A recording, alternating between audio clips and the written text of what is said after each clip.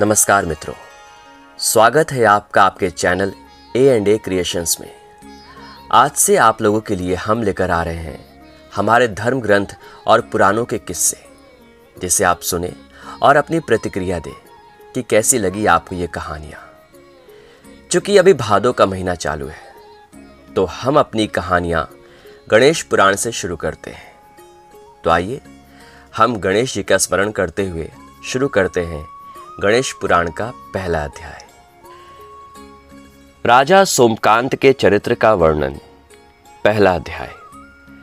सौराष्ट्र देश में स्थित देवनगर में सोमकांत नाम का एक राजा था, जो वेद और शास्त्र के तत्वों को जानने वाला तथा धर्म शास्त्र के प्रयोजन भूत विहित कर्मानुष्ठान में रत रहने वाला था।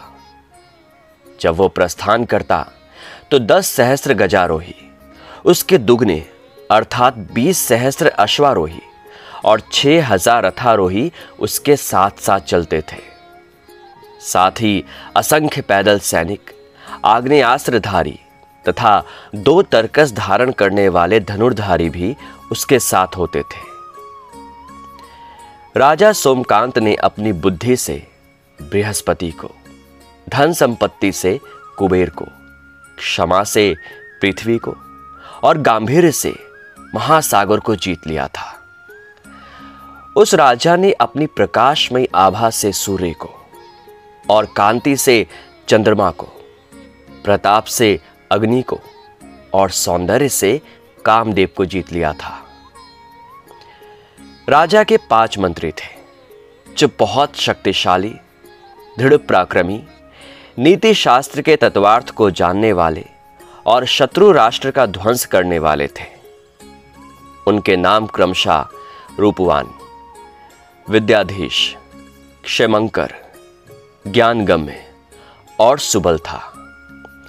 ये सभी राजा सोमकांत के अत्यंत प्रिय थे। इन्होंने अनेकों देशों पर आक्रमण करके अपने पराक्रम से उन्हें विजित किया था।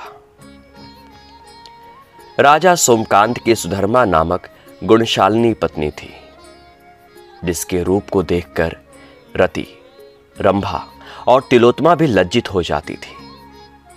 रानी सुधर्मा भगवत भजन, दान एवं अतिथि सत्कारों में लगी रहती थी तथा पति सेवा और उनके वचनों के पालन में सदा सन्नद्ध रहती।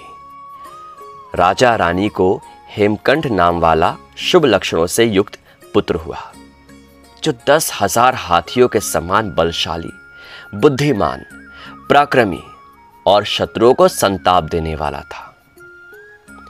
इस प्रकार सोमकांत पृथ्वी का एक श्रेष्ठ राजा हुआ। उसने संपूर्ण राजाओं को अपने वश में करके इस पृथ्वी पर अनेकों साल राज्य किया। वो नित्य धर्म में रत रहने वाला, यज्ञकर्ता, दानी, त्यागी और महान राजा था। तो ये था दोस्तों हमारा पहला अध्याय। चलिए फिर मिलेंगे अगले अध्याय में। शुक्रिया।